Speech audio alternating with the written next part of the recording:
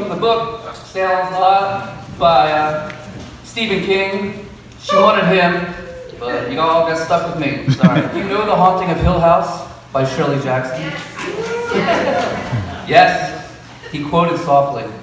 And would ever walk there, walked alone. You asked what my book was about. Essentially, it's about the recurrent power of evil. She put her hands on his arm. You don't think that Ralphie Glick was gobbled up by the revengeful spirit of Herbert Marston, who comes back to life when every third year of the full of the moon? Something like that.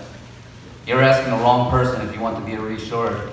Don't forget, I'm the kid who opened the door to an upstairs bedroom and saw him hanging from a beam.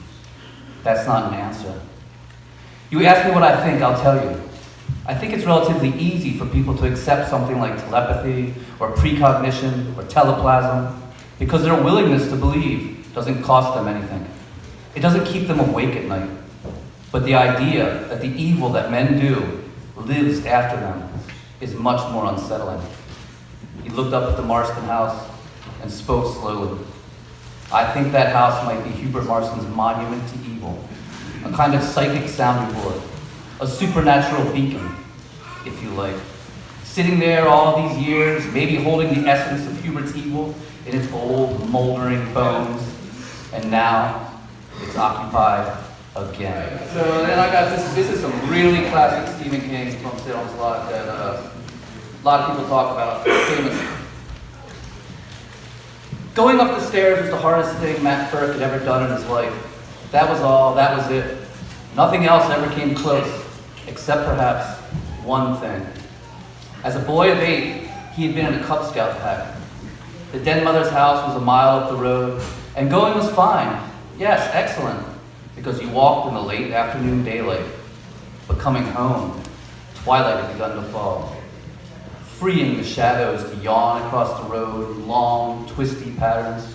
Or if the meeting was particularly enthusiastic and ran late, you had to walk home in the dark, alone. Alone, yes, that's the key word, the most awful word in the English language. Murder doesn't hold a candle to it, and hell is only a poor cinnamon. There was a ruined church along the way, an old Methodist meeting house, which reared its shambles at the far end of a frost-heaved and hummocked lawn. And when you walked past the view of its glaring, senseless windows, your footsteps became very loud in your ears. And whatever you had been whistling died on your lips. And you thought about how it must be inside. The overturned pews, the rotting hymnals, the crumbling altar where only mice now kept the Sabbath. And you wondered what might be in there besides mice. What madmen, what monsters. Maybe they were peering out at you with yellow reptilian eyes. And maybe one night, watching, would not be enough. Maybe some night, that splintered, crazily hung door would be thrown open, and what you saw standing there would drive you to lunacy at one look. And you couldn't explain that to your mother and father, who are creatures of the light, no more than you can explain to them how, at the age of 3, the spare blanket at the foot of the crib turned into a collection of snakes that lay staring at you with flat and lidless eyes. No child ever conquers those fears, he thought. If a fear cannot be articulated, it can't be conquered. And the fears locked in small brains are much too large to pass through the orifice of the mouth. Sooner or later, you found someone to walk past all the deserted meeting houses you had to pass between grinning babyhood and grunting senility. Until tonight. Until tonight, when you found out that none of the old fears had been staked, only tucked away in their tiny, child-sized coffins with a wild rose on top. All right, thank you. And now for Ralphie Glick.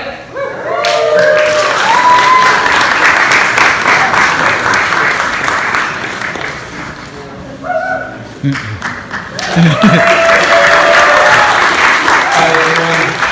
I get the honor of introducing you all to this film. I am Ralphie Glick in this film. I know it's going to be a little bit difficult to put the picture together. I've gotten a little fatter, a little older, a little thinner in the hair, and my vision's gone a little bit worse, but if you saw it 40 years ago and remembered it and came here tonight, I remember filming it like it was yesterday. I remember being in this incredible town. One of my very first dates with my girlfriend was in this town, and it was because of this movie. And she didn't believe I was an actor, and I told her to Google my name.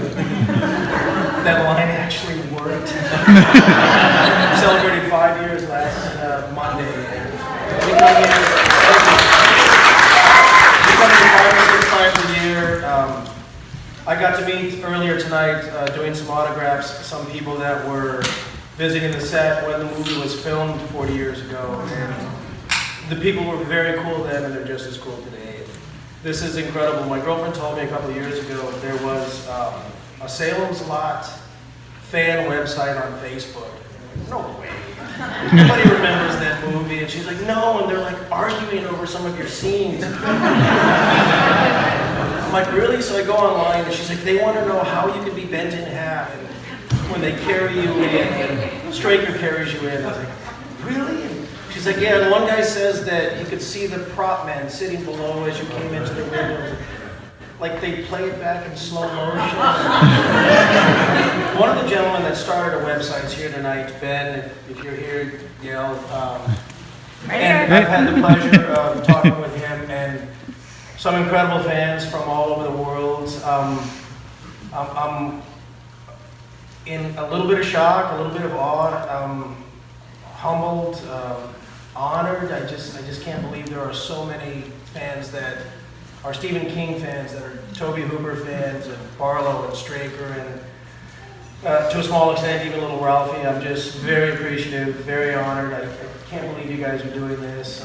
I'm excited and grateful, and I'm going to quit talking, and you guys enjoy the film. Thank you for coming.